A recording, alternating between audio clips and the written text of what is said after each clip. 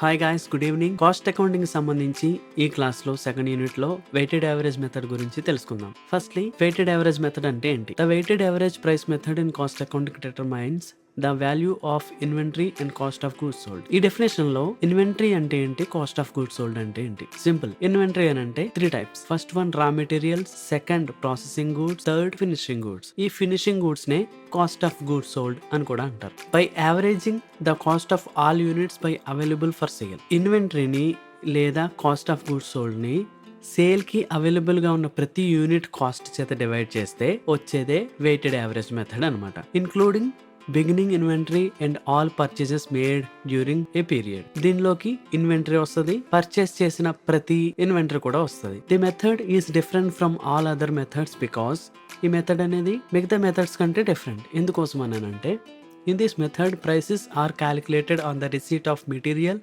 and not at the time of issue of materials. Weighted average method కి సంబంధించి problems చేసేటప్పుడు గుర్తుపెట్టుకోవాల్సింది లేదా కేర్ తీసుకోవాల్సింది ఒకటే, ఎలా ప్రైస్ క్యాల్కులేట్ చేయాలి అనేది. సో ఈ మెథడ్ అనేది మిగతా మెథడ్స్ కంటే కొంచెం డిఫరెంట్. ఎందుకనంటే మిగతా మెథడ్స్ ఇష్యూ టైంలో ప్రైస్ క్యాల్కులేట్ చేస్తే, ఇది రిసీట్ టైంలో అంటే ఏదైనా కొనే టైంలోనే, పర్చేస్ చేసిన టైంలోనే ప్రైస్ క్యాల్కులేట్ చేస్తుంది అనమాట. ఓకే, అర్థమైంది అనుకుంటున్నాను. నెక్స్ట్ దీని అడ్వాంటేజెస్ ఏంటి? This method is suitable where the prices vary from one purchase to another. అంటే ఒక పర్చేస్ కి మరొక పర్చేస్ కి చాలా వ్యత్యాసం ఉన్నప్పుడు, ప్రైస్ లో చాలా వ్యత్యాసం ఉన్నప్పుడు ఈ మెథడ్ యూజ్ అవుతుంది. The basis of calculation in this method is simple as the price is calculated by dividing the value of materials by their quantity. ఇందులో క్యాలిక్యులేషన్ సింపుల్. ఎలా?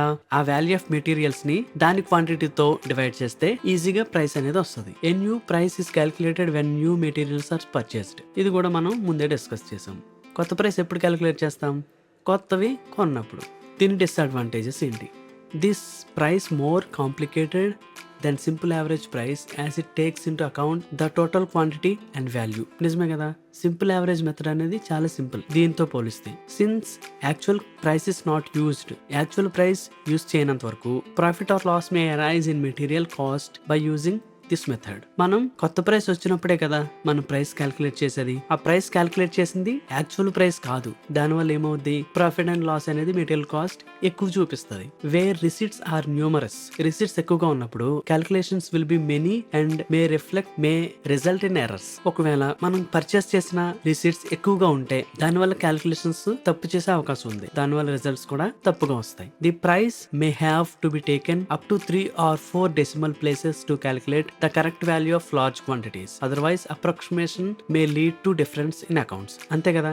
ఫర్ ఎగ్జాంపుల్ ప్రైస్ 2.134 అని వచ్చింది అనుకో, మనం యాక్చువల్ గా correct value కావాలంటే ఆ decimal values కూడా తీసుకోవాలి. ఇది కూడా ఒక డిసడ్వాంటేజెస్ కదా. దీనికి ఒక ఫార్ములా ఉంది చూడండి. Weighted average price equal to value of materials in stock.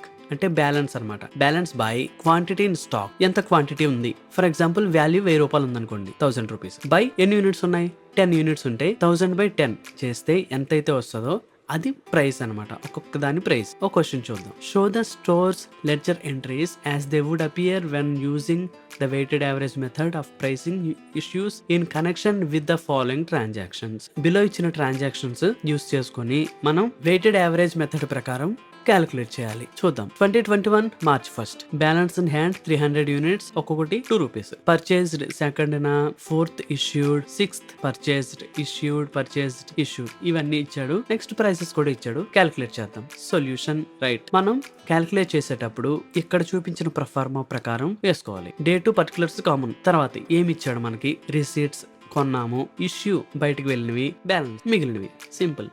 దీనిలో కూడా sub divide quantity, rate, amount ఈ విధంగా సెగ్మెంటేషన్ చేసుకోవాలి. ఫస్ట్ బ్యాలెన్స్ అన్నాడు కదా, బ్యాలెన్స్ ఎక్కడ వస్తుంది? బ్యాలెన్స్ లో వస్తుంది. 300 యూనిట్స్, ఒక్కొక్కటి 2 rupees. 300 units into 2 rupees, 600 amount. Next purchase చేశాడు 200 units at 2.20 per unit. GRN number purchase చేశాడు అనమాట. 200 ఇంటూ 2.20 440. ఇక్కడ పర్చేస్ చేసినప్పుడు ప్రైస్ మారుద్దని చెప్పాం కదా. సో ఫస్ట్ ఏం చేయాలంటే ఈ యూనిట్స్ 200 ని ఇక్కడ క్వాంటిటీ 300 తో కలిపితే ఎంత అయింది? 300 plus 200 500. క్వాంటిటీ వస్తుంది. మనకు ఫార్ములా ఏంటి? Value of materials in stock by quantity in stock. Quantity ఎంత? 300 వచ్చింది. సారీ, క్వాంటిటీ 500 వచ్చింది. సరే, నెక్స్ట్ మనకి అమౌంట్ 440. ఈ 440ని 600ని కలిపితే ఎంత? 1040. So as per the formula value of quantity ఎంత? 1040. క్వాంటిటీ ఎంత? 500. ఈ 1040 బై 500 డివైడ్ చేస్తే మనకు వచ్చింది 2.08. ఇది ప్రైస్. ఈ విధంగా క్యాల్కులేట్ చేయాలి. Next MRN number issued 150 units. 150 into price ఎంత?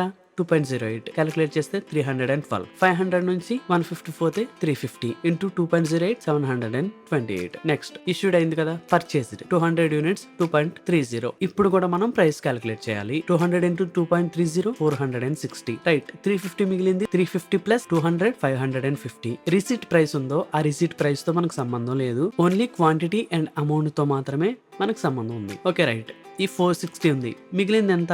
728. ఈ 728 ప్లస్ 460 చేస్తే 1188 వచ్చింది. ప్రైస్ కావాలిగా, 1188 బై 550 క్యాలిక్యులేట్ చేస్తే 2.16 వచ్చింది. MRN number 150 issued, 200 issued. March 11, March 19. 150 550లో 150 పోతే 400 మిగిలింది. 400లో 200 పోతే ఇంకొక 200 మిగిలింది. సో రిమైనింగ్ ఎంత?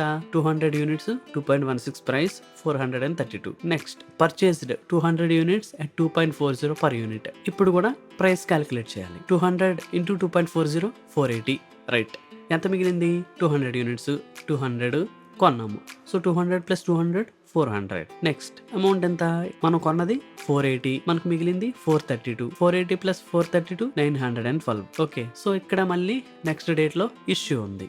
Issue 150 units, price 2.28. 400 నుంచి 150 పోతే 250 ఇంటూ 2.28 570. సో ఈ విధంగా మనం క్యాలిక్యులేట్ చేయాలి.